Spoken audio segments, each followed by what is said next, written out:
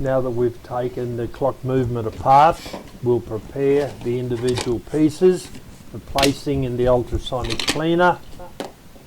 We'll start off with the going side train, taking the wheels out one at a time, checking them, and placing them individually on the top of another tray.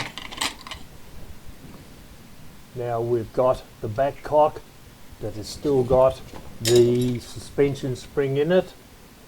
Because it's steel, we can't put it in the ultrasonic cleaner, so we'll remove that and put it aside.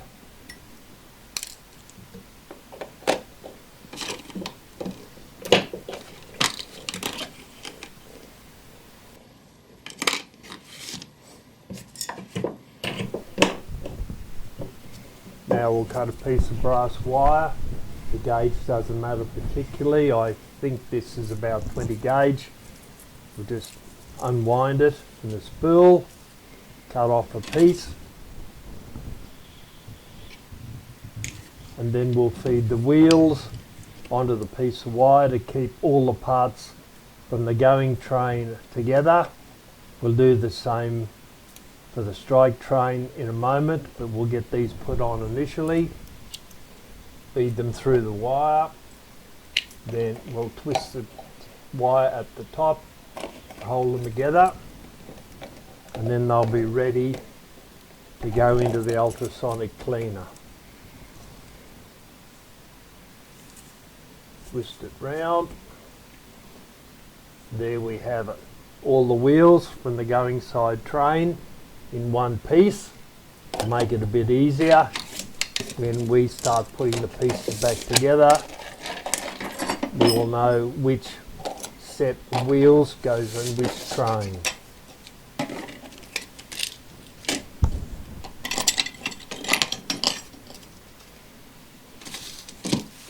Now the front plate, cut another piece of wire, smaller one this time.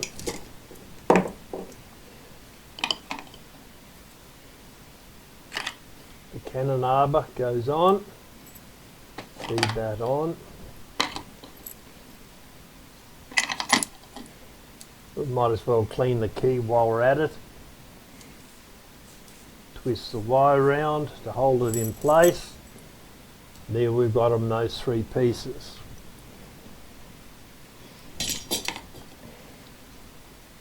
This piece is called the motion works.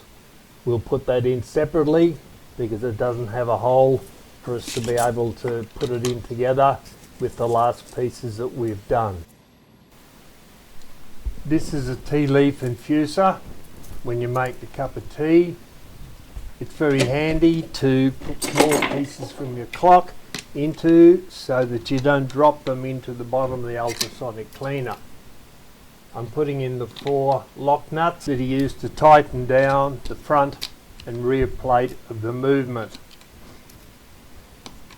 This will keep them together and we won't lose them while we're cleaning them. Close it up, lock it down, and there we have it, safe and secure.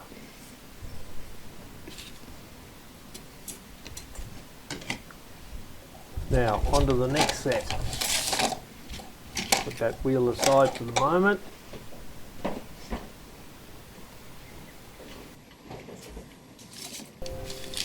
We're now ready to put the parts into the ultrasonic cleaner.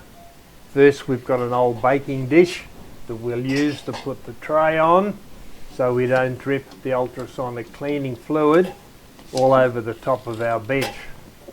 Place it in the tray. First up, we'll put in the front plate, then the parts that we've put together with some brass wire, motion works of course. Our nuts for holding the plates, top and bottom plates together, and our other pile of wheels that we've already put together with wire. Now we'll pop that into the ultrasonic cleaner. Put the lid on. Move the tray out of the road. so we can see the electronics. Start it, push the temperature up to 30 degrees, turn it on for 5 minutes and let it run.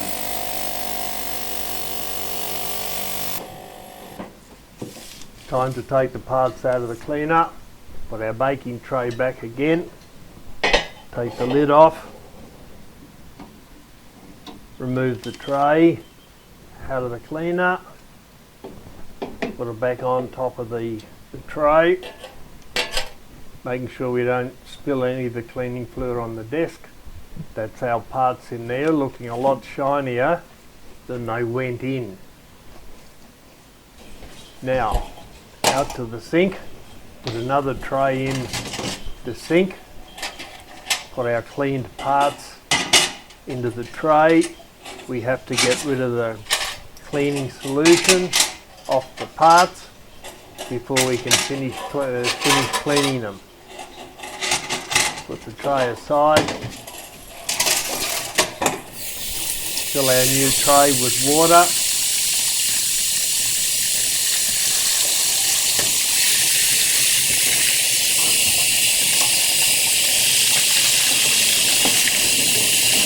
Move it round a bit, drain some out, put some more water in, clean water.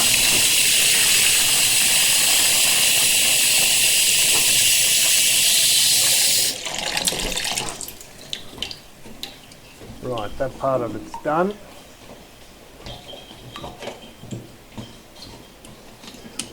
Now over to the other bowl of the sink, where we'll put another tray into this side of the sink.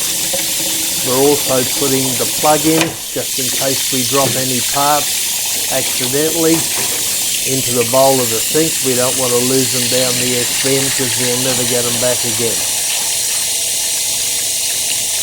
Pick up the parts from the right hand side of the sink and put them into the new bowl of water we've got there to give them a second clean and a rinse. Close the lever up so the nuts don't fall out. Parts in.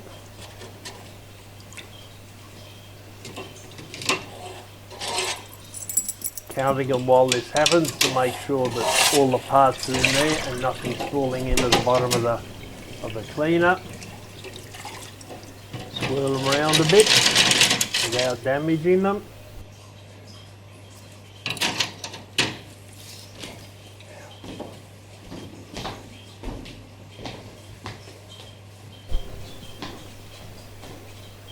We're now ready for the next part of the operation, soaking the parts in shellite to remove the water from them. Pour the shellite into another tray, deep enough to cover all the parts. Take the parts out of our second wash, shake them a little bit to get rid of excess water, then place them in the tray of shellite.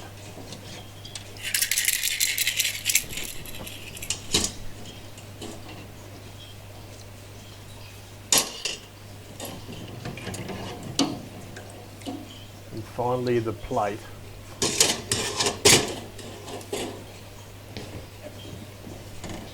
They'll sit there for a minute or so. We'll move them round, then take them out of the shellite and dry them on the cloth that we have there. Because water is usually retained on the plate here, we'll wipe it down with a cloth, then put it on our drying cloth. Our bundle of wheels comes out next.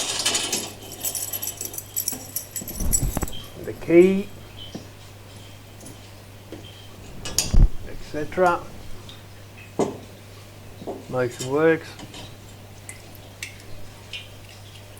And our tiny little container with the nut plates in it. Put them all down on a piece of cloth. They're slowly evaporating in the air. Now what we'll do is we'll run over them with a heat gun on low, not on high, definitely on low. And we'll evaporate the rest of the shellite on each of these parts.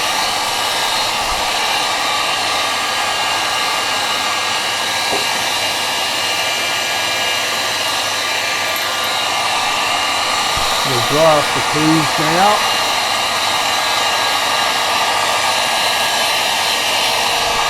We'll get them dry. Now our bunch of wheels. Spin it round so we can dry both sides. Be careful not to overheat them. That's why the blower's on low.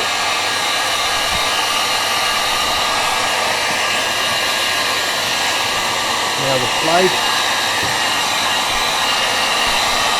on the front, turn it over, heaters on the back, evaporating the shellite.